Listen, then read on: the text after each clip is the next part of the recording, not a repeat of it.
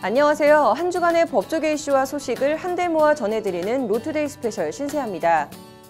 저희 법률방송은 현대기아차가 서울 양재동 본사 사옥 앞에서 벌이는 이른바 알박기 집회 행태와 문제점에 대해 여러 차례 보도해드렸는데요. 현대차 사측이 단순히 집회 장소를 선점하는 정도가 아니라 노조원들의 집회를 적극적으로 방해하는 행위까지 하고 있는 것으로 확인됐습니다. 관련 현장 영상, 현장기획에서 함께 보시죠. 현대차 알박기 집회에 이어 도심 흉물이 되어버린 전선과 통신선 등 이른바 공중선 문제도 집중 보도해드리고 있습니다. 화재와 감전 등 안전사고와 직결된다는 게 전문가들의 깊은 우려 섞인 지적입니다. 그 최일선에서 일하는 사람들이 바로 한전 전기 노동자들인데요. 이 전기 노동자들이 무기한 총파업 돌입 선포식을 했는데 무슨 이유인지 현장 기획 이어서 보시겠습니다. 그 외 법조계의 다양한 소식들 이어서 전해드리겠습니다. 법률방송은 현대기아차가 자신들에 대한 비판 집회를 차단하기 위해 서울 양재동 본사 사옥 앞에서 벌이고 있는 이른바 알박기 집회 행태와 문제점에 대해 여러 차례 보도해드렸는데요. 현대차 사측이 알박기 집회로 단순히 집회 장소를 선점하는 정도가 아니라 노조원들의 집회를 적극적으로 방해하는 행위까지 하고 있는 것으로 확인됐습니다. 법률방송이 관련 현장 영상을 단독 입수했습니다. 신세아 기자의 보도 보시겠습니다.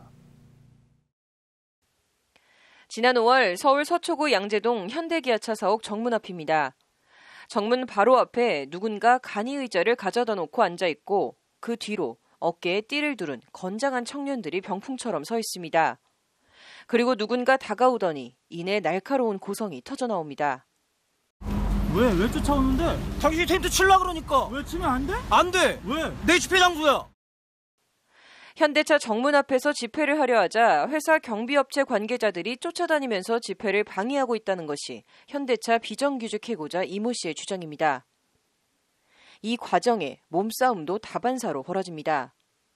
실제 다른 날 촬영된 영상을 보면 경비업체 직원 10대 명이 이 씨에게 달려들어 들고 있는 텐트를 빼앗아가선 돌려주지 않는 장면이 고스란히 찍혀 있습니다. 내려놓으시라고 내 물건. 내 물건 내려놓으세요. 아저씨 내 물건 내려놓으라고. 나도 안... 그러나 경비업체 관리 직원으로 보이는 남성은 텐트를 돌려주기는커녕 잠옷 험악하게 협박조로 나옵니다.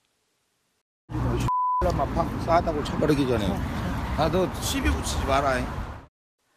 부당해고의 항의에 지난 5월부터 현대차 본사 사옥 앞에서 집회를 시작하면서부터 매일 겪는 일이라는 게 이 씨의 설명입니다. 정당하게 집회 신고를 하고 하는 집회인데도 현대차 경비업체 직원들이 막무가내로 집회를 방해한다고 이 씨는 주장합니다. 집회를 방해한 적은 단 한 번도 없는데 오히려 제가 이동하는 곳으로 그 현대차 용역들이 진짜 농담이 아니라 1분 1초가 모자랄 정도로 계속 쫓아다니면서 방해를 하면서 본인들의 집회를 방해한다고 주장하고 있습니다. 일단 개정집시법은 같은 시간 같은 장소에 집회 신고가 돼 있어도 평화적인 다른 집회 신고도 받아주도록 하고 있습니다. 이에 이 씨는 관할 서초경찰서에 수십 차례 집회 방해 행위를 막아달라고 호소했지만 경찰이 별 반응을 보이지 않고 있다고 주장합니다. 경찰서에 신고는 거의 매일 했고요. 한 예가 있는데 새벽에 제가 출근하기 전에 집회나 시위를 하는데 경찰에게 15번 정도 신고를 했어요. 10분에 한 번씩. 그런데도 도움을 받지 못했어요. 출동을 안 하더라고요. 이 씨는 나아가 현대차 사측의 집회방해 집시법 위반 혐의 고발 사건도 경찰이 제대로 수사하지 않고 있다고 주장합니다. 제 사건을 담당받은 수사관이 저보고 하는 말이 제발 좀 살려달라 그러더라고요. 저보고 경찰서 로비 밖으로 저를 막 안내하더니 제발 좀 저를 살려달라고. 일부러 그런 게 아니라 아무튼 사정이 있어서 그런 거니까. 이 같은 주장에 대해 관할 서초경찰서 관계자는 모든 집회를 1대1로 관리하는 건 현실적으로 어렵다는 입장을 밝혔습니다. 그거는 저희가 경력을 같이 거기다가 묶어가지고 계속 그분의 집회를 시작부터 끝까지 계속 챙길 수는 없는 상황이에요. 집회방해나 물리적 충돌에 대해선 원칙적으로 처리하겠다면서 현대차 사측의 경비 업무 자체를 간섭할 수는 없다고 밝혔습니다. 저희는 원칙대로 중재를 하는 거죠. 저희가 할 수 있는 범위 내에서 이제 그런 부분 다 감안해서 현대차 사측의 고유의 자기 사측들 방어하는 그 부분은 저희가 또 간섭할 부분은 아니고요. 그런데 그분들이 집회 신고를 했다 하지만 현대차 관계자는 경비업체의 집회방해 논란 등에 대해선 보고받은 바가 없다며 관련 입장이 없다는 입장을 밝혔습니다. 전혀 모르고 있었는데요. 저희한테는 얘기 들어온 게 없어가지고 내용을 모르니까 입장이 있을 수가 없죠, 지금은. 현대차 사옥 앞에서 현대차를 비판하거나 규탄하는 집회를 방해하는 행위를 현대차의 정당한 경비 업무로 봐야 할까요? 집회방해 집시법 위반 고발건을 원칙대로 수사하겠다고 밝힌 경찰이 어떤 수사 결과를 내놓을지 주목됩니다. 법률방송 신세아입니다. 저희 법률방송에서는 도심 흉물이 되어버린 전선과 통신선 등 이른바 공중선 문제를 여러 차례에 걸쳐 보도해드렸는데요. 이게 단순히 미관 문제가 아니고 화재와 감전 등 안전사고와 직결된다는 게 전문가들의 깊은 우려 섞인 지적입니다. 그 최일선에서 일하는 사람들이 바로 한전 전기 노동자들인데요. 이 전기 노동자들이 소속된 건설노조 전기 분과가 오늘 청와대 앞에서 무기한 총파업 돌입 선포식을 했습니다. 무슨 이유에서일까요? 현장에 신세아 기자가 다녀왔습니다. 얽히고 설킨 전선 등 도심 공중선들. 어지럽게 얽혀있는 것이 이맛살을 절로 찌푸리게 합니다. 미관도 미관이지만 더 큰 문제는 화재 등 안전사고. 실제 지난 4월 강원도를 집어삼킨 고성산불도 최초 시작은 전신주에 끊어진 전선에서 튄 불티가 원인이었습니다. 한국전기안전공사 통계에 따르면 2017년 기준 일반 주택 화재 10건 가운데 6건은 전선 노후화가 원인인 것으로 나타났을 정도로 주택가 이면 도로에 낡고 어지러운 전선은 시민 안전을 위협하고 있습니다. 재래시장처럼 점포가 다닥다닥 붙어있고 유동인구가 많은 인구 밀집 지역에서의 전선 화재는 자칫 대형 재난으로 이어질 가능성도 농후합니다. 자주 나죠. 어떤 이유로? 전선 합선돼 갖고 나는 거. 어제도 저쪽에 마을분고 쪽에서 이런 낡고 어지러운 전선 정비 사업의 최일선에 있는 전기 배전 노동자들이 오늘 청와대 앞에 모였습니다. 전기 노동자 총파업으로 인간답게 살아보자.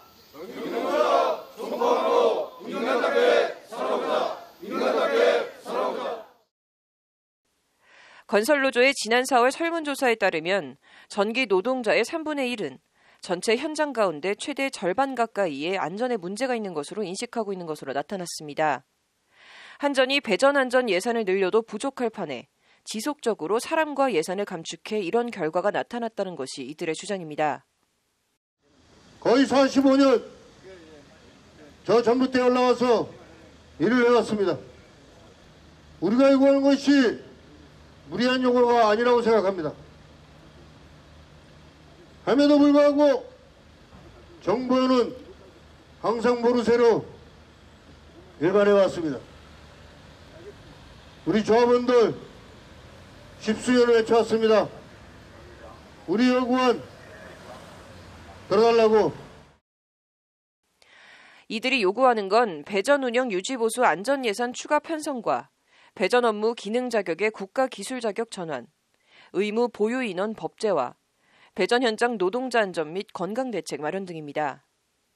더불어 자격 정년 연한을 65세로 연장해줄 것과 한전 협력회사 제도 폐지 및 직접 고용 추진 등도 아울러 요구하고 있습니다. 전기 배전은 효율과 비용이 아닌 근로자와 국민의 안전과 국가 인프라 정비 차원에서 접근해야 한다는 것이 이들의 주장입니다. 전국 건설노동조합 경기원 동지들의 총파업 투쟁은 우리 건설 현장, 배전 현장에 노동자들이 안전하게 일할 수 있는 세상을 만드는데, 현장을 만드는데 그 앞선 투쟁이라고 보고 있습니다. 이들은 정부와 한전이 전향적인 자세로 나서지 않을 경우 오는 28일을 기해 더 이상 전신주에 오르지 않겠다며 사상 초유의 전기 노동자 무기한 총파업 돌입을 예고했습니다. 건설노조는 오늘을 시작으로 일주일간 노숙농성을 진행할 계획입니다. 최초 총파업인 만큼 정부가 이들의 요구안을 들어줄지 귀추가 주목됩니다. 법률방송 신세아입니다. 국민권익위원회가 지난달 19일 공직자 이해충돌 방지법을 입법 예고한 가운데 오늘 국회에선 해당 법안에 대한 더 나은 입법 방안을 모색하기 위한 시민사회 토론회가 열렸습니다. 참가자들은 권익위 이해충돌 방지법안을 좀 더 촘촘하고 강하게 만들 필요가 있다고 한 목소리로 지적했습니다. 어떤 말들이 나왔는지 현장을 장한지 기자가 취재했습니다. 권익위가 입법 예고한 공직자 이해충돌 방지 법안의 핵심은 공직자가 직무상 비밀을 이용해 사적 이익을 얻는 것을 방지하도록 하는 것이 핵심입니다. 이를 위해 법안은 사적 이해관계자의 신고와 회피, 기피 조치, 직무 관련자와의 거래 신고, 직무 관련 외부 활동 제한, 직무상 비밀 이용 등의 내용을 담고 있습니다. 법안은 부정청탁 및 금품 등 수수의 금지에 관한 법률, 이른바 김영란법 적용 대상에서 빠졌던 국회의원 등도 포함시켰습니다. 적용 대상을 보면 우리나라 모든 공공기관의 공직자로 지금 한정을 했습니다. 국회, 법원, 중앙행정기관, 공주유관단체, 국공립학교 모든 공공기관이고요. 공직자도 여기에 근무하는 모든 공무원, 공주관단체 공공임직원, 학교장과 교직원으로 약 190만 명 정도로 추산을 하고 있습니다. 토론회 참석자들은 권익위안을 긍정적으로 평가하면서도 더 강화할 필요가 있다고 밝혔습니다. 우선 사적 이해관계자 신고와 관련해선 신고가 아닌 등록으로 하고 이를 공개해야 한다는 지적이 나왔습니다. 공직자의 업무와 관련해 사적으로 이해관계가 있는 사람을 제3자가 알 수 있도록 공개해야 제도의 실효성이 있다는 취지입니다. 참석자들은 더불어 공직자가 사적인 이익에 활용하지 못하도록 한 업무상 비밀을 업무 관련 정보로 개념을 확대해야 한다고 지적했습니다. 나아가 업무상 정보를 이용해 재산상 이익을 취했을 경우 공직자뿐만 아니라 공직자로부터 정보를 받아 재산상 이익을 얻은 제3자도 처벌할 수 있도록 해야 한다는 지적도 나왔습니다. 더불어 취득한 재산상 이득액의 2배 이상, 3배 이하 벌금을 병과하도록 하는 조항도 신설해 공직을 이용한 부당이득에 대해선 징벌적으로 재산을 환수해야 한다고 강조했습니다. 더불어 공직자가 소속기관 퇴직자와 직무와 관련된 사적 접촉을 해서는 안 되고 접촉이 있었을 경우 서면 신고 조항을 반드시 삽입해야 한다고 목소리를 높였습니다. 현관이 나가면 전관이 되는 순환의 고리, 이른바 전관 이후 차단을 위해선 해당 조치가 필수 불가결하다는 지적입니다. 공무원 행동강령에는 이해충돌 방지제도를 좀 도입해서 지금 작년 4월부터 시행을 하고 있습니다. 저희 공무원과 또 공직유관단체를 하고 있는데요. 이제는 이거에 대해서 이제 법률화로 격상하는 작업이 이루어질 때가 아닌가. 참석자들은 이와 함께 권익위안은 직무상 비밀정보 이용 금지를 제외하곤 제재가 과태료로 그치고 있어 제도의 실효성을 높이기 위해선 처벌 규정을 강화해야 한다고 한 목소리로 지적했습니다. 보다 좀 폭넓게 좀 다뤄질 필요가 있다라는 생각을 합니다. 어떻게든 이게 20대 국회에서 논의되어서 통과될 수 있도록 할 수 있는 방안들도 같이 모색해야 된다고 생각하고. 토론회 참석자들은 공직자의 공정한 직무 수행을 보장하고 공직을 통한 사익 추구를 막기 위해서는 이해충돌 방지 규정을 조속히 입법화해야 한다며 20대 국회 회기 내에 반드시 법안을 처리할 것을 거듭 촉구했습니다. 법률방송 장한지입니다. 이른바 칼치기 운전에 항의하는 운전자를 어린 두 자녀가 보는 앞에서 폭행한 제주 카니발 폭행 사건에 많은 사람들이 공분하고 있습니다. 가해자를 엄단해달라는 청와대 국민청원엔 일주일 만에 15만 명이 넘게 동참했습니다. 도로 위의 무법자, 난폭운전과 보복운전, 처벌이 어떻게 되는지 등 법적 쟁점을 짚어봤습니다. 심층 리포트 장한지 기자입니다. 제주도 제주시 조천읍의 편도 2차선 도로입니다. 차량들이 혼잡한데 한 승합차 운전자가 차와 차 사이로 갑자기 끼어드는 이른바 칼치기를 합니다. 이에 뒷차 운전자는 차선을 바꿔 난폭 운전을 한 차량 운전자에 잠시 항의를 합니다. 그러자 신호대기에 걸려 잠시 멈춰선 사이 승합차에서 빨간 모자를 쓴 건장한 남성이 내려 열려진 창문으로 옆차 운전자를 있는 힘을 다해 여러 차례 마구 폭행합니다. 휴대폰을 빼앗아선 땅에 패대기까지 칩니다. 이 모든 광경을 조수석에 타고 있던 피해자 운전자 아내와 뒷좌석에 타고 있던 8살, 5살 자녀들이 고스란히 모두 봤습니다. 누리꾼들의 공분을 자아낸 제주 카니발 폭행 사건입니다. 가해자에 대한 엄벌을 촉구하는 청와대 국민청원 게시판엔 청원 일주일 만에 15만 명 넘게 동참했습니다. 애초 단순 폭행과 재물 손괴로 사건을 처리하려 했던 경찰은 성난 여론에 깜짝 놀라 가해자를 엄벌할 수 있는 방안을 찾아보겠다고 몸을 바짝 낮췄습니다. 일단 2016년 개정된 도로교통법은 이번에 공분을 산 제주도 칼치기 사건 같은 난폭운전이나 보복운전을 가중해서 처벌할 수 있도록 하고 있습니다. 신호 및 지시 위반, 급정지, 중앙선 침범, 앞지르기 방법 위반 등 도로교통법이 금지하고 있는 9가지 행위를 지속 반복했을 경우 난폭, 보복운전 처벌을 받습니다. 형량은 1년 이하의 징역 또는 500만 원 이하의 벌금입니다. 나아가 특정 범죄 가중처벌 등에 관한 법률은 운행 중인 운전자에 대한 가중처벌 조항을 따로 더 5년 이하의 징역 또는 2천만 원 이하의 벌금에 처하도록 하고 있습니다. 운행 중인 운전자를 때려 상해를 입힌 경우엔 더욱 강하게 처벌해 벌금형은 없고 최소 3년 이상의 유기징역에 처하도록 하고 있습니다. 3년 이상의 유기징역은 강간죄에 준하는 강력한 처벌입니다. 나아가 특가법에서 말하는 운행 중인 운전자엔 일시 정차 중인 운전자도 포함됩니다. 제주 카니발 폭행 사건 피해자는 1, 2주 진단서라도 끊어내면 가해자는 최소 징역 3년 이상이라는 얘기입니다. 제주도 카니발 사건 같은 경우에는 이 사람이 그러니까 차량 전체로 정차된 사람을 때렸잖아요. 때린 경우에는 이거는 단순한 폭행죄가 아니라 운행 중 운전자 폭행 상해로 가서 전치 2주 진단만 나와도 특가법에서 가중처벌하도록 했는 거고요. 차량을 이용한 위협행위에 대해 흉기처럼 위험한 물건을 이용한 폭행이나 협박에 적용되는 형법상 특수폭행죄를 적용하면 5년 이하의 징역 또는 1,000만 원 이하의 벌금에 처해집니다.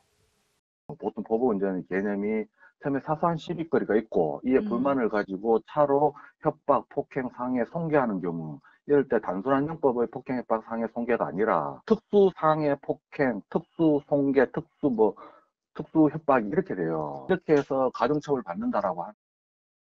실제 인터넷엔 칼치기 등 난폭 운전자로부터 위협을 당했다는 글을 어렵지 않게 찾아볼 수 있습니다.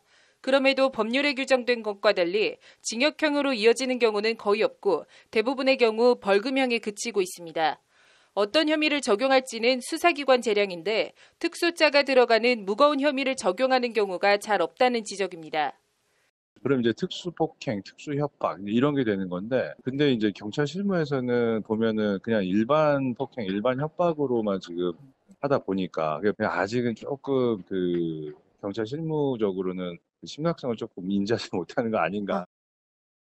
당장 단순 폭행으로 처리하려다 성난 여론에 놀라 엄중 처벌 방침을 밝힌 제주 카니발 폭행 사건이 단적인 예입니다. 법조계에서는 흉기로 위협하는 것보다 차로 다른 운전자를 위협하는 게 2차, 3차 교통사고 등 더 큰 피해를 불러올 수도 있다고 지적합니다. 도로 위의 폭탄, 난폭운전과 보복운전, 도로 위 무법행위에 대한 철저한 조사와 엄중한 법 적용이 필요해 보입니다. 법률방송 장한지입니다.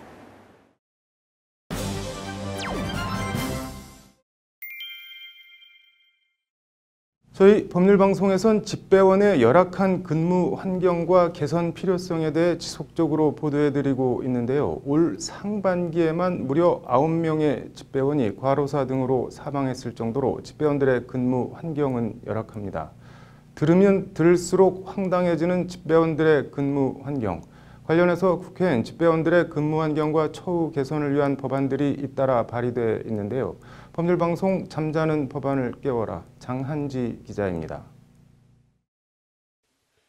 열악한 근무 환경으로 인한 과중한 업무로 올해 상반기에만 벌써 9명의 집배원이 사망했습니다.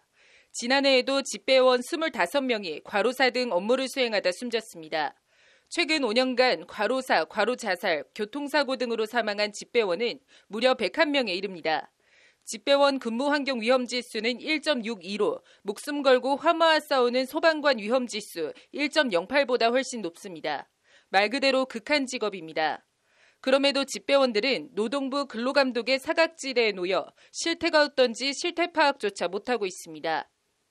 저희가 2016년도에 노동조합이 생겼는데 그때부터 계속 특별근로감독을 요구했었거든요. 근데 그 요구를 하더라도 계속 안 되고 집배원들이 노동부 근로감독의 사각지대에 놓여 있는 건 역설적으로 우정사업본부가 정부 조직이기 때문입니다. 일단 현행법상 국가공무원법 적용을 받는 공무원은 근로감독 대상에서 제외됩니다. 하지만 우정사업본부의 경우 2017년 기준 전체 19,149명 가운데 우정직 공무원은 12,580명이고 나머지 6,569명은 위탁계약 등 공무원 신분이 아닙니다. 우정사업본부 전체 근무자 3분의 1 이상은 공무원이 아니라는 얘기입니다. 그리고 대개 공무원에 비해 비공무원 신분일수록 근무 환경이 훨씬 더 열악한데 우정사업본부가 정부 조직이라고 도매금으로 노동부 근로감독의 사각지대에 놓여 있는 겁니다. 우정사업본부가 정부기관이니까 그러니까 공무원이라고 하는 게 정부기관인 거니까 정부기관이 정부기관에게 과태료를 매길 수가 없대요. 무슨 그래가지고 같은 세금으로 이제 운영이 되는 거니까 뭐 그게 안 되나 봐요. 그래서 그런 핑계들까지 대면서 특별 관련해서 국회엔 우정사업본부를 노동부 근로감독 대상에 포함하도록 하는 내용의 법안이 지난 8일 발의됐습니다. 더불어민주당 신창현 의원이 대표 발의한 사법경찰관리의 직무를 수행할 자와 그 직무 범위에 관한 법률 일부 개정안입니다. 법안은 단지 우정사업본부가 집배원이라는 이유만으로 근로감독의 대상에서 배제되고 있어 여러 안전사고 및 과로사, 임금체불 등 기타 노동관계 법령 위반 사건에 대한 실질적인 개선이 이루어지지 않고 있는 실정이라고 제안 이유를 밝히고 있습니다. 네, 우리 우편 집배원의 근로시간이 1년에 2,745시간이잖아요. 그게 평균입니다. 2,800시간 넘어가는 우체국도 한 20, 30개 돼요. 근무 조건에 문제가 있으니까는 과로사하고 사고가 그렇게 많이 나는 거잖아요. 근로감독 하자고 하니까 노동부 장관 얘기가 공무원이라 근로감독 대상이 아니라고 그래서 법을 개정하게 됐습니다. 국회엔 또 집배원들 근무 환경 개선을 위한 재원 마련을 위해 정진석 자유한국당 의원 대표 발의로 우정사업 운영에 관한 특례법 개정안도 발의되어 있습니다. 우정사업본부는 정부 조직이지만 황당하게도 정부에서 별도의 예산을 지원받지 않고 자체 수입으로 재원을 충당하고 있습니다. 그나마 이익이 나면 일부를 국고로 환수하는데 더욱 황당한 건 전체적으로 적자가 나도 잉여금 등 명목으로 국고로 수입이 전입된다는 겁니다. 저희들 같은 경우는 우체국이 금융에서 이익금이 발생한다 하더라도 우편이 적자가 많기 때문에 연 2천억 정도 적자가 나오고 있기 때문에 이게 거기서 우편으로 지원을 받아야 되는 판에 정부에다 내고 있어서 이거를 유보해 해달라, 출연 중지를 해달라. 이에 정진석 의원이 대표 발의한 일명 집배원 처우 개선법은 특별회계에서 발생한 이익을 결손 정리와 특별회계 건전성 확보를 위한 적립금 및 이익 잉여금 적립에 우선적으로 사용하도록 명시했습니다. 정진석 의원은 우정사업본부는 집배원들 처우 개선보다 정부 상납에만 열을 올리고 있었다며 이번 개정안을 통해 집배원 처우 개선에 만전을 기해야 한다고 개정안 발의 취지를 밝혔습니다. 정부 조직에서 일한다는 허울 속에 과로사에 내몰리고 있는 집배원들의 실질적인 처우 개선을 위해 관련 법령들의 조속한 국회 통과가 시급해 보입니다. 법률방송 장한지입니다. 네, 미용실과 업무 위탁 계약을 맺고 근무한 미용사는 근로자일까요? 개인 사업자일까요? 네, 법률구조공단 사용설명서 신세아 기자 나와 있습니다. 신 기자, 이게 뭐 어떤 얘기인가요? 네, 서울 강남에 위치한 국내 유명 브랜드 피미용실에서 10년 가까이 일했던 이모 씨 사연입니다. 이 씨는 지난 2006년부터 2009년까지는 이른바 이제 스텝으로 일하면서 경험을 쌓았고요. 이후 2010년 1월 스텝에서 이제 헤어 디자이너로 승격이 된 이 씨는 1년 5개월간 이제 정해진 액수를 받는 이른바 월급제 헤어 디자이너로 일을 했습니다. 이후 2011년 6월 매출액에 비례해서 수당을 받는 이 배분제 헤어 디자이너로 승격을 해서 2015년 9월까지 약 4년간 근무를 하다 미용실을 나왔는데요. 이제 문제는 미용실 측에서 퇴직금을 이제 한 푼도 못 주겠다 이렇게 나오면서 이제 문제가 시작됐습니다. 네, 이에 이 씨는 이 법률구조공단을 찾아가서 도움을 요청을 했고 공단은 이 씨를 도와서 퇴직금 2,780여만 원을 지급하라는 퇴직금 청구 소송을 냈습니다. 뭐 재판에서 미용실 측은 뭐라고 주장을 한 건가요? 일단은 재판에서는 이 씨가 이제 미용실의 지시 감독을 받는 근로자인지 이제 그런 여부가 쟁점이 됐는데요. 네. 근로계약서가 아닌 업무 위탁 계약을 체결했던 것, 네. 그리고 또 이제 고정 급여를 제공한 것이 아니라 수입 배분 정산금을 지급해 온 점, 또 이제 실제 경력 헤어 디자이너들을 별도의 네. 사업자로 등록을 해서 사업 소득 신고를 해온 점 등을 들어서 이 씨를 포함한 이 헤어 디자이너들은 근로자가 아니다라고 주장을 했습니다. 네. 그래서 미용실 측은 또 이제 미용 시술이나 할인 행사, 또 이제 마케팅 등 업무 수행에 있어서 경력 헤어 디자이너들이 전적인 재량권을 가지고 있었기 때문에 이제 네. 이 씨는 개인 사업자다 이렇게 주장을 했습니다. 뭐 나름 주장이 탄탄한 것 같은데 공단 측은 뭐라고 맞섰나요? 이제 공단은 이제 이 씨와 미용실이 맺은 이 업무 위탁 계약이 네. 내용에 있어서는 실질적으로 이제 고용 계약에 해당한다 이렇게 주장을 한 건데요. 네. 또 이제 경력 헤어 디자이너들도 실제로는 미용실의 업무 지휘 감독을 받은 것이다라고 주장을 했습니다. 네. 그래서 공단은 이제 그 근거로 미용실 관리 직원들이 뭐 헤어 디자이너들의 출퇴근 그리고 네. 근무 시간 이런 근태를 관리를 했던 것, 네. 또 이제 점심 시간을 20분 이내로 제한을 한 점, 또 매장 내에서 뭐 다리를 꼬지 말라고 하는 등 이런 네. 각종 규칙을 만들어서 이제 네. 위반한 경우에는 네. 막 벌금을 부과를 하고 네. 또 이제 신규 고객 배정 순번에서 제외한 점 이런 것 등을 근거로 들었습니다. 네. 그래서 미용실은 이 헤어 디자이너들이 전권을 갖고 자율적으로 이제 일을 했다고 하지만 공단은 그게 아니고 네. 미용실이 이제 근태를 매우 철저하게 관리를 하면서 사실상 이제 강제력을 행사했다 이렇게 반박을 한 겁니다. 네. 뭐 법원 판결이 어떻게 나왔나요? 제가 공단의 주장을 받아들여서 이제 네. 원고 전부 승소로 판결을 했습니다. 네. 그래서 헤어 디자이너도 근로의 대가인 임금을 받을 목적으로 미용실에 대해 종속적인 관계에서 근로를 제공한 근로자에 해당한다라는 게 재판부 판단입니다. 네. 그래서 재판부는 지급받는 보수가 기본급이나 고정급이 아니라 매출액에 의해 정해지는 성과급이라 해도 네. 근로의 대가인 임금의 성격이 부정된다고 볼 수 없다라고 설명을 했습니다. 네. 뭐 이런 이 씨 같은 경우에 처한 사람이 한둘이 아닐 것 같은데요. 어떤가요? 일단 미용업 종사자 수가 2017년 기준으로 이제 16만 명을 넘어섰습니다. 네. 미용실에서 주입한 측면도 있고 보통 월급을 이제 인센티브 형식으로 주다 보니까 이제 본인들이 사실 미용업에 종사하는 그 당사자들도 네. 자신이 근로자가 아니라 이제 프리랜서라고 생각하는 경향이 있다고 하는데요. 네. 이 퇴직금, 미지급 등 부당한 일을 당해도 그냥 네. 이제 모르고 지나가고 알고도 그냥 포기하는 뭐 이런 경우도 있다고 합니다. 네. 그래서 근로기준법상 근로자 해당 여부는 업무 네. 위탁이나 또 도급 계약 등 계약의 형식이 아니라 그 실질에 있다라는 게 이제 지시 감독 관계에서 근로를 제공했다면 이제 근로자에 해당하는 만큼 적극적으로 권리를 행사하고 찾아야 한다는 게 이번 소송을 수행했던 네. 강상용 변호사의 조언입니다. 네. 뭐 이게 꼭 미용실만 그럴 것 같지는 않은데 그게 뭐든 갑질은 좀 근절됐으면 좋겠네요. 오늘 잘 들었습니다.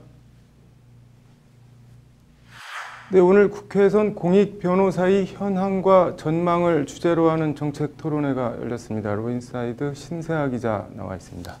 신 기자, 공익 변호사 뭐 일단 뭐 하는 사람들인지와 닿기는 하는데 정확한 정의 같은 게 있나요? 네, 일단 이 공익 변호사는 뭐 네. 장애, 아동, 난민, 그리고 여성, 소수자, 노동자 네. 등 우리가 이제 흔히 말하는 사회 소수자나 약자들의 이 법률적 권리 보호를 위해 헌신하는 사람들이다 이렇게 보시면 될 것 같은데요. 네. 법조계에서는 일반적으로 영리적인 성공과 성취를 목표로 하지 않는 공익적 성격의 사건을 주되게 수행하는 공익의 지향을 위해서 전업으로 일하는 변호사 정도로 정의를 하고 있습니다. 네. 그래서 지난 2004년 공익 변호사 단체 공감이 첫 등장한 이후 네. 지속적으로 늘어나서 현재는 이 공익 변호사가 120명 정도 된다고 합니다. 네. 오늘 토론회에서 공익 변호사 실태조사 결과 발표가 나왔다고 하는데 이게 처음이죠? 이런 실태조사는? 네, 일단 노무현 정부 시절에 대법관을 지낸 김지영 전 대법관이 이사장으로 있는 공익변호사법인 두루에서 네. 공익변호사 실태조사를 했는데요. 네. 말씀하신 대로 공익변호사 첫 실태조사입니다. 네. 공익변호사의 현황과 어려움을 파악하기 위해 설문과 심층 면접조사를 병행했다는 게 김지영 이사장의 설명인데요. 네. 일단 이번 조사에 따르면 공익변호사를 하게 된 동기에 대한 응답으로는 의미 있는 일을 하고자가 71.6%로 압도적으로 많았습니다. 네. 그리고 적성에 맞아서 라는 답변이 13.5%로 그 뒤를 이었습니다. 네. 결국에는 이 공익변호사 길을 선택한 10명 중 8명 이상은 돈보다는 적성에도 맞고 또 의미 있는 일을 하고 싶어서 공익변호사 활동을 시작했다는 답변인데요. 네. 근데 문제는 지속 가능성입니다. 뭐 지속 가능성이 뭐가 문제라는 건가요? 일단 공익 변호사를 지속하지 못하고 있는 이유에 대해서 이제 지속 가능하지 않은 급여라는 응답이 가장 많았습니다. 실제 이 공익 변호사를 그만두었다고 응답한 사람들의 이제 퇴직 당시 급여 수준을 분석해 보니까 200만 원 이상, 300만 원 미만이라는 답변이 가장 많았는데요. 결국에는 이제 좀 의미 있는 일, 뭐 좋은 뜻에서 시작을 했지만 돈이라는 현실의 한계를 넘지 못하고 중도 포기하는 사례가 많다는 게 이번 조사 결과입니다. 네, 뭐 돈 안 되는 일만 골라 하는 거니까 어떻게 보면 어느 정도 예상은 되는데 그 정도가 생각보다 심한 모양이네요. 네, 말씀하신 대로 이제 돈 안 되는 사건도 사건이지만 이제 구조적이고 또 법률적인 문제도 깔려 있습니다. 자, 일단 현행 변호사법 제34조 사항은 변호사가 아닌 자가 변호사를 고용해 법률사무소를 개설 또는 운영하지 못하도록 하고 있습니다. 그래서 이 때문에 변호사들은 이제 원천적으로 소속된 이제 비영리 시민단체 혹은 공익단체 이름으로 소송을 수행하거나 이제 관련 실비를 지원받을 수가 없게 돼 있습니다. 관련해서 공익 변호사들은 종합소득세와 증여세 부과를 감수하고서라도 법률사무소를 설립해 영리 변호사와 같은 세금을 내면서 비영리 활동을 하는 실정이라는 게 오늘 토론회를 공동 주최한 더불어민주당 금태섭 의원의 지적입니다. 이 사회적인 소수자나 약자 사건을 맡다 보니 이제 사건 자체가 돈은 안 되고 또 이제 다른 공익단체나 시민단체 지원도 받을 수가 없고 또 기부나 후원금은 또 제한돼 있고 이런 공익 변호사들이 삼중고의 악전고투를 겪고 있다는 지적입니다. 뭐 대안이 필요하긴 필요해 보이는데 어떤 방안들이 제시됐나요? 일단은 이제 가장 시급한 것이 변호사법을 개정을 해서 공익법무법인의 설립과 활동 근거를 이제 마련해주는 문제인데요. 이제 이와 관련해서는 공익법무법인의 이제 개념에서 비영리 공익법인 이 개념으로 접근을 해야 한다라는 의견이 많이 제시가 됐습니다. 그래서 방점을 법무법인이 아니라 공익법인에 둬야 한다는 건데요. 그래서 이를 통해서 공익법무법인의 경우에는 기존의 법무법인과 똑같이 이제 법인세 등을 내는 이 구조를 깨트려서 제도적으로 이제 활동을 좀 뒷받침해줘야 되지 않겠냐라는 제언입니다. 이제 공감의 이소아 변호사는 더불어서 이 공익전업 변호사의 임금 지원 제도가 좀 확대돼야 한다라고 주장을 했는데요. 이제 관련해서 서울변회가 지난 12일에 변호사 법정단체로는 처음으로 공익전업 변호사를 매년 이제 1명에서 2명씩 선발을 해서 이제 매월 250만 원씩 지원하겠다라는 계획을 발표하기도 했습니다. 그래서 변협과 각 지방 변호사회 또 로펌, 로스쿨 등 법조 유관기관 또 나아가서 마을 변호사 등의 사업을 운영하고 있는 지자체 혹은 법무부 등에서 이제 다양한 차원의 이런 지원 기금이 마련돼야 한다고 이제 이소아 변호사는 강조를 했습니다. 또 이 외에도 뭐 의뢰인이 아닌 제3자 혹은 단체에서 지원을 받는 매우 적은 금액의 소송 구조 비용조차 비영리법인과 분배할 수 없도록 하는 이 국내의 이익 분배 금지 또 이제 동업 금지 규정 이런 것들을 개선해야 한다라는 의견도 나왔고요.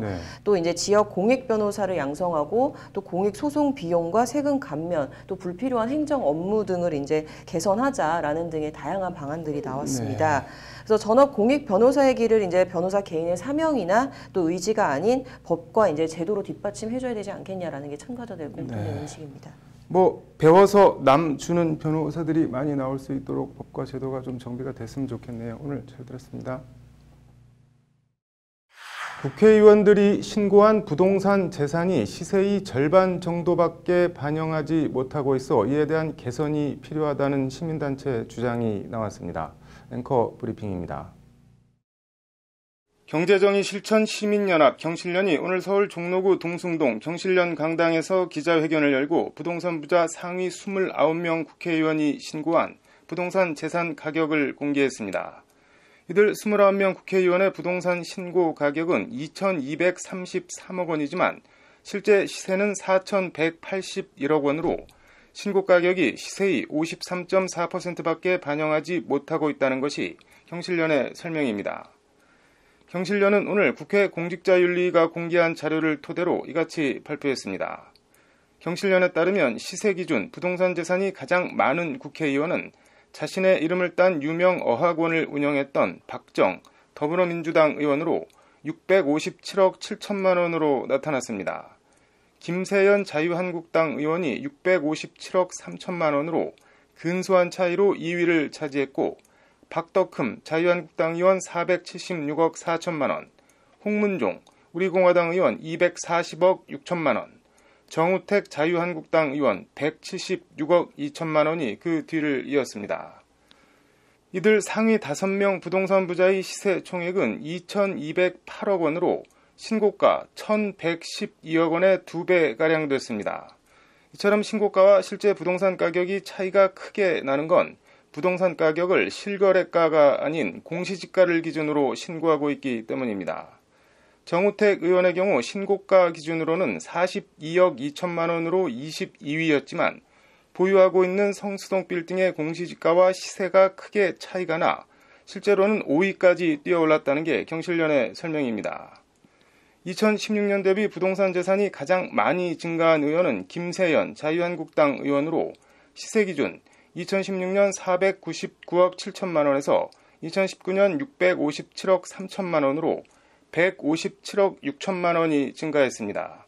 뒤이어 박정 의원 139억 4천만 원, 정우택 의원 113억 7천만 원, 김병관 의원 66억 6천만 원, 박덕흠 의원 62억 4천만 원 순으로 부동산 재산이 60억 원 이상 늘어난 것으로 나타났습니다. 상위 29명의 부동산 자산은 2016년 3,313억 원에서 2019년 4,181억 원으로 868억 원 증가해 3년 사이 1인당 평균 30억 원가량의 일종의 불로소득이 발생했다고 경실련은 밝혔습니다. 29명의 국회의원이 보유한 부동산은 총 484건으로 1인당 평균 논밭 임야 등 대지 10건, 아파트, 오피스텔, 주택 등 3건, 상가, 빌딩, 사무실 등 1건씩을 보유하고 있는 것으로 나타났습니다.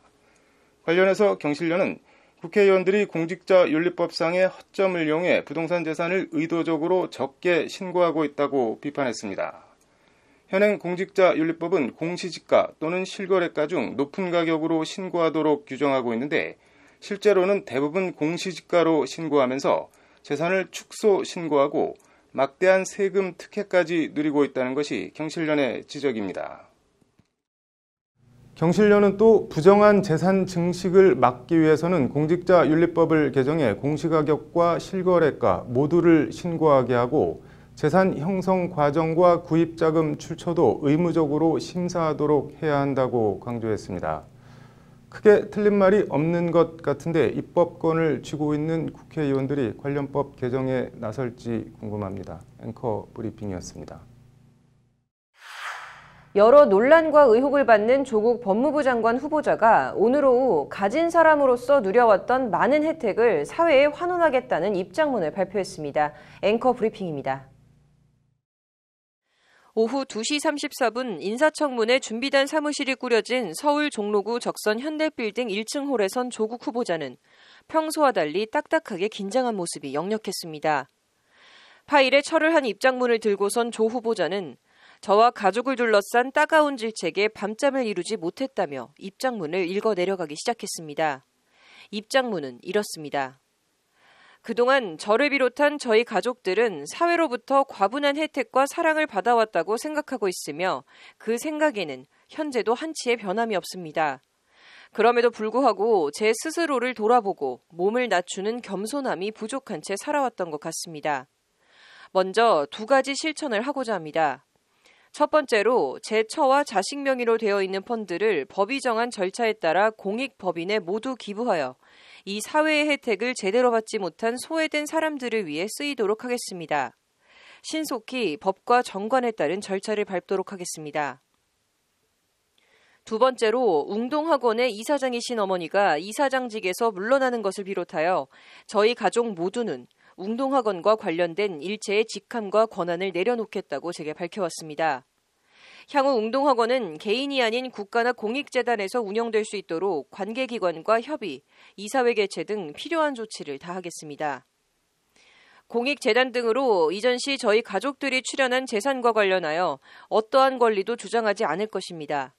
국가나 공익재단이 웅동학원을 인수하여 항일 독립운동의 정신을 계승하고 미래 인재 양성에만 온 힘을 쏟을 수 있도록 하겠습니다. 단지 국민들의 따가운 질책을 잠시 피하기 위한 것이 아닌 진심에서 우러나온 저의 실천입니다. 전 가족이 함께 고민하여 내린 결정입니다. 저는 그동안 가진 사람으로서 많은 사회적 혜택을 누려왔습니다. 그 혜택을 이제 사회로 환원하고자 합니다. 앞으로도 제가 가진 것을 사회에 나누며 공동체를 위해 도움이 될 수 있는 길이 무엇인지 계속 고민하고 실천하겠습니다. 저의 진심을 믿어주시고 지켜봐 주십시오. 계속 주위를 돌아보며 하심의 낮은 자세로 임하겠습니다. 라는 내용입니다. 하심, 조 후보자가 원불교 교도인지는 모르겠지만 원불교 용어로 하심은 자기 자신을 낮추고 남을 높이는 마음을 겸손하게 갖는 것을 의미합니다. 굴기하심의 뒤 두 글자로 항시 자기의 허물을 발견하고 반성하고 참여하는 데서 굴기하심이 이루어진다고 원불교는 가르치고 있습니다. 불교의 방아착, 내려놓아야 다시 쥘 수 있고 버려야 얻게 된다는 가르침과 일맥상통하는 내용입니다. 누렸던 혜택을 내려놓고 사회에 환원하겠다는 입장문을 읽는 동안 조 후보자는 평소 모습과 달리 입장문을 들고 있던 양손을 잠시 떠는가 하면 잠깐 말을 더듬기도 했습니다. 진심에서 우러나온 저의 실천이다. 저의 진심을 믿고 지켜봐달라는 대목에서는 예의 그 조국으로 돌아가 또박또박 한자 한자 힘줘서 읽기도 했습니다. 2분 45초가량 입장문 낭독을 마친 조국 후보자는 방송 카메라를 향해 고개를 숙인 뒤 곧바로 건물 1층 로비 엘리베이터로 향했습니다. 사과 표현으로 봐도 되느냐, 딸 입학 특혜에 대한 해명은 없냐는 등의 기자들 질문이 쏟아졌지만 조 후보자는 아무런 답변 없이 엘리베이터를 타고 퇴장했습니다. 조 후보자의 오늘 입장문 발표가 딸 입학 특혜 논란 등으로 돌아선 조각나고 갈라진 민심을 다시 돌려놓을 수 있을지는 지켜봐야 할 문제입니다. 남을 나로 알고 산다. 원불교 3대 종법사인 대산종사가 무아봉공의 원불교 이념을 쉽게 풀어쓴 말로 대산종사는 이 말을 평생 신조로 삼았다고 합니다. 절처봉생, 길이 끊어진 곳에서 삶은 다시 시작한다고 했습니다. 조국 후보자의 길이 어디로 이어질지 지켜보겠습니다. 통상 성추행 등 성범죄의 경우 피해자 진술이 일관될 경우 다른 증거가 없어도 유죄로 선고하는 경향이 있습니다. 그런데 강제추행 피해자를 자처한 여성의 진술이 구체적이고 일관됨에도 1심 유죄 판결을 뒤집고 2심에서 무죄가 선고됐습니다. 어떤 내용인지 어떻게 봐야 하는지 심층 리포트 김태현 기자입니다. 커피 전문점을 운영하는 36살 조모 씨는 2017년 8월 아르바이트를 하던 20대 여성을 2차례 강제추행한 혐의로 기소됐습니다. 비슷한 시기 조 씨는 이 여성을 해고하는 과정에서 말다툼을 벌이다 멱살을 잡고 밀친 혐의도 함께 받았습니다. 1심은 조 씨의 강제추행 혐의 등을 유죄로 판단해 징역 6월에 집행유예 2년을 선고했습니다. 피해자의 진술이 일관되고 명확하며 피해자가 무고로 처벌받을 위험을 감수하고 허위 사실을 가공해 조 씨를 모함한다는 것은 상식과 경험칙에 반한다는 게 1심 재판부 판단입니다. 당하지도 않은 강제추행을 당했다고 주장할 이유가 없으니 강제추행이 있었다는 판결입니다. 이에 재판부는 징역형의 집행을 유예하며 조 씨에게 보호감찰과 200시간 사회봉사, 40시간 성폭력 치료 강의 수강 등을 함께 명령했습니다. 은밀하게 벌어지는 성범죄 특성상 피해 여성의 진술이 구체적이고 일관될 경우 다른 물적 증거가 없어도 유죄를 선고하는 법원 경향에 따른 판결입니다. 사실 이제 성범죄 사건 같은 경우에는 증거가 객관적인 증거가 없는 경우들이 좀 많이 있어요. 예를 들어서 이제 그 굉장히 둘만의 공간에서 벌어진 일들이 많잖아요. 때문에 성범죄에 있어서는 피해자의 진술에 굉장히 무게를 두고 보는 것 같아요. 법원에서도. 하지만 1심 재판부의 유죄 판단은 항소심 선고 공판에서 180도 뒤집혔습니다. 수원지법 형사 8부는 강제추행과 폭행 혐의로 기소된 조 씨에 대해 유죄를 선고한 1심 판결을 깨고 전부 무죄를 선고했다고 오늘 밝혔습니다. 피해자가 강제추행과 폭행을 문제 삼은 시점과 경위, 합의를 시도한 정황 등에 비춰보면 피해자의 진술은 상당 부분 과장되거나 왜곡됐을 가능성을 배제할 수 없다는 게 2심 재판부 판결입니다. 재판부는 조 씨가 아르바이트 여성에게 일을 나오지 말라고 하자 여성이 절대로 가만두지 않겠다고 말한 점, 조 씨에 대해 합의와 정신적 피해 배상을 요구한 점, 조 씨가 이를 거절하자 비로소 수사기관의 강제추행과 폭행에 대해 진술한 점 등을 감안해 이같이 판결했습니다. 무엇보다 피해자의 교통카드 이용 내역을 조사한 결과 첫 번째 강제추행을 당했다는 시점에 피해자와 조 씨가 함께 있지도 않았다는 점이 무죄 선고의 결정적 이유로 작용했습니다. 재판부는 성범죄 사건에서 피해자의 진술이 유일한 증거일 경우에는 피해자 진술의 일관성과 합리성뿐만 아니라 피해자가 성범죄를 문제 삼는 과정에 보인 태도 등을 두루 고려해 진술의 신빙성을 엄격하게 판단해야 한다고 강조했습니다. 사실은 실제 있었던 사건과는 다르게 뭔가 좀 조작을 한다든지 내지는 과장을 한다든지 그리고 뭔가 의심할 만한 정황이 있다면 그 피해자의 진술만을 유죄의 증거로 삼기는 어렵다라고 법원이 판단한 것이고, 오늘 판결은 피해자 진술의 일관성과 구체성을 유무죄의 선고 주요 근거로 삼는 성범죄 재판에서 의심스러운 때는 피고인의 이익으로라는 형사재판의 대원칙을 충실히 고려한 판결이라는 평가입니다. 법률방송 김태현입니다. 이석기 전 통합진보당 의원이 자신을 간첩이라고 지칭해 보도한 조선일보와 TV조선을 상대로 낸 손해배상 소송에서 최종 패소했습니다. 앵커 브리핑입니다. 이른바 이석기 내라는 모 사건은 2013년 8월 28일 국정원이 이석기 의원 등 당시 통합진보당 간부들이 내라는 모와 국가보안법 위반 혐의가 있다며 이들의 자택과 사무실 등을 압수수색하면서 시작됐습니다. 일명 아로라는 지하 혁명 조직을 통해 국가 전복을 획책했다는 내용입니다. 관련해서 TV조선 등은 2013년 9월 초 내란 선동 등 혐의로 구속된 이석기 전 의원에 대해 북한을 위해 간첩 활동을 한 것으로 봐야 한다.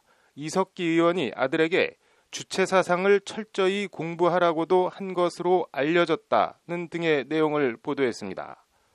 이에 이 전 의원은 허위사실 적시로 명예를 훼손했다면서 TV조선과 조선일보 등 9명을 상대로 위자료 1억 원을 지급하라는 소송을 냈습니다. 아무 근거나 구체적 정황 뒷받침이 없고 별다른 사실 확인 노력도 없이 보도를 했다는 것이 이석기 전 의원의 주장입니다. 하지만 법원은 이 전 의원 주장을 받아들이지 않았습니다. 판결 내용은 이렇습니다. 방송, 보도 내용으로 이 전 의원이 사회적 가치나 평가가 저하될 가능성이 있긴 하지만 악의적이거나 심히 경솔한 공격으로 현저히 상당성을 잃었다고 보긴 어렵다. 보도 당시 이 전 의원은 현역 국회의원으로 가치관, 세계관까지 국민의 건전한 감시와 비판 대상이었다. 국회의원의 신성한 의무를 근원적으로 저버리는 내용의 혐의로 수사를 받는 상황이라면 관련 보도는 언론 본연의 기능인 감시, 비판, 견제를 다할 수 있게 폭넓게 보장돼야 한다. 범죄 내용이 국회의원이 저질렀다고 도저히 믿기 어려울 정도로 충격적이고 사안이 매우 중대해 각종 의혹을 신속 보도해야 할 공익상 필요가 컸다. 이미 혐의 내용으로 평가가 저하됐었고 보도 내용은 지엽적인 부분이어서 추가로 평가 저하된 정도가 크다고 보기 어렵다는 게 1, 2심 재판부 판단입니다. 대법원도 오늘 원심 판결에 법리를 오해한 잘못이 없다며 원고 패소로 판결한 원심을 그대로 확정했습니다. 이석기 전 의원은 애초 국정원에서 프레이밍하고 네이밍했던 내란 음모에 대해선 무죄를 선고받았고 그렇게 떠들썩했던 아로도 실체가 없는 것으로 결론났습니다. 이 전 의원은 다만 내란 선동과 국가보안법 위반 혐의로 징역 9년에 자격정지 7년형을 확정받고 현재 복역 중입니다. 그리고 지난해 5월 공개된 양승태 대법원장 시절 법원행정처 문건에는 이석기 내란 음모 사건이 청와대 협조 사례로 적시되어 있습니다. 관련해서 미디어오늘에 따르면 국정원이 통진당 간부들 압수수색에 나선 2013년 8월 28일부터 이석기 당시 의원에 대한 국회 체포 동의안이 의결된 9월 4일까지 일주일간 이석기, 간첩, 북한 연계를 키워드로 작성된 기사는 최소 610건이 넘는 것으로 나타났습니다.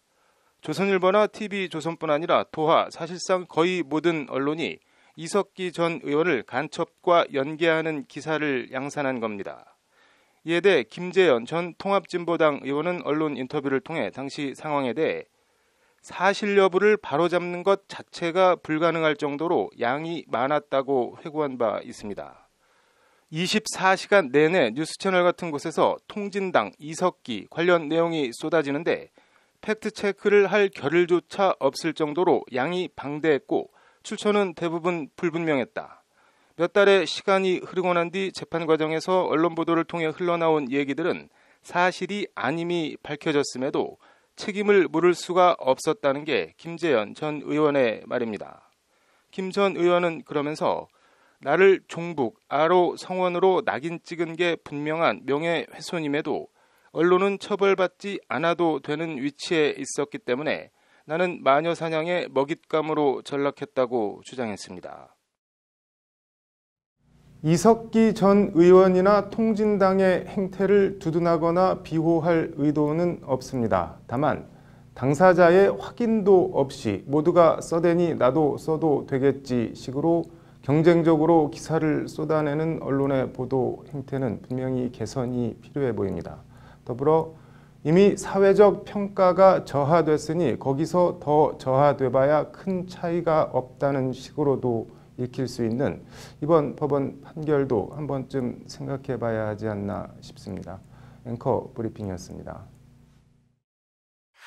허위 공시로 주가를 조작해 수십억 원의 부당 이득을 챙긴 혐의로 재판에 넘겨져 1심에서 실형을 선고받은 배우 견미리 씨의 남편 이모 씨가 항소심에서 무죄를 선고받았습니다. 판결로 보는 세상입니다. 전직 코스닥 상장사 A사 이사였던 이 씨는 이 회사 대표였던 김모 씨 등과 함께 2014년 10월부터 2016년 2월까지 주가를 인위적으로 부풀린 뒤 주식을 매각해 23억 원 넘는 차익을 챙긴 자본시장과 금융투자업에 관한 법률 위반 혐의로 기소됐습니다. 검찰은 이 씨 등이 유명 배우인 부인 견미리 씨나 홍콩계 자본이 거액의 유상증자에 참여한다는 등 호재성 내용을 이 씨가 허위로 공시해 주가를 조작했다고 보고 기소했습니다. 1심은 이 씨 등의 혐의를 유죄로 판단해 이 씨에게 징역 4년에 벌금 25억 원을, 함께 기소된 김 씨에게는 징역 3년에 벌금 12억 원을 선고했습니다. 1심은 이 사건 범행으로 상당한 이익을 얻었고 주식시장에서의 부정거래 행위는 공정한 가격 형성을 방해할 뿐 아니라 다수의 선량한 투자자들에게 손실을 입혀 시장 신뢰를 훼손한다고 이 씨 등을 질타하며 이같이 선고했습니다. 항소심 판결이 오늘 나왔는데 항소심인 서울고법 형사 2부 차문호 부장판사는 1심 판결을 뒤집고 이 씨와 김 씨에게 모두 무죄를 선고했습니다. 판결문을 보면 이렇습니다. 이 씨와 김 씨는 무너져가는 회사를 살리기 위해 대단히 노력했다. 그 과정에서 이 씨의 아내 자금까지 끌어들이는 등 자본을 확충하며 장기 투자까지 함께한 사정이 엿보인다. 그런데 이후 주가 조작 수사가 이루어져 투자자가 썰물처럼 빠져나가며 사업이 망하는 지경에 이르렀다. 결과적으로 무죄인 피고인들이 고생하고 손해를 봐 안타까움을 금할 수 없다는 것이 판결문 내용입니다. 일부 허위 공시가 있기는 했지만 일반 투자자들의 판단에 큰 영향을 미친 중요 사안으로 보긴 어렵다는 것이 재판부 판단입니다. 재판부는 그러면서 수사가 이렇게 된 것은 이 씨에게 과거 주가 조작 전과가 있고 A사도 주가 조작을 위한 가공의 회사가 아니냐고 하는 수사기관의 선입견이 작용했기 때문 아닌가 하는 생각이 든다는 말을 했습니다. 잘못된 검찰 수사와 기소로 멀쩡한 회사와 사람이 결단났다는 아주 이례적인 지적입니다. 재판부는 거짓 정보를 흘려 A사의 주식 매수를 추천한 혐의로 기소된 증권방송인 김모 씨에 대해서도 무죄를 선고했습니다. 이 씨 등은 무죄가 선고되자 눈물을 흘리면서 재판장을 향해 감사하다며 고개를 숙였습니다. 그런데 차문호 서울고법 부장판사, 이름이 많이 낯익습니다.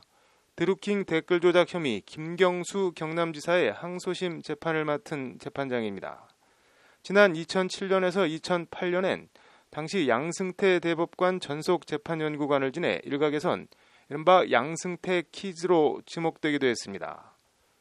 이런 논란을 의식해 차문호 부장판사는 지난 3월 김경수 지사 항소심 첫 공판에서 이례적으로 재판에 임하는 소회를 밝히는 입장문을 발표해 화제가 되기도 했습니다. 재판 공정성이 의심된다면 언제라도 재판부 기피 신청을 하라며 모두가 승복할 수 있는 공정한 재판을 하겠다는 내용이었습니다.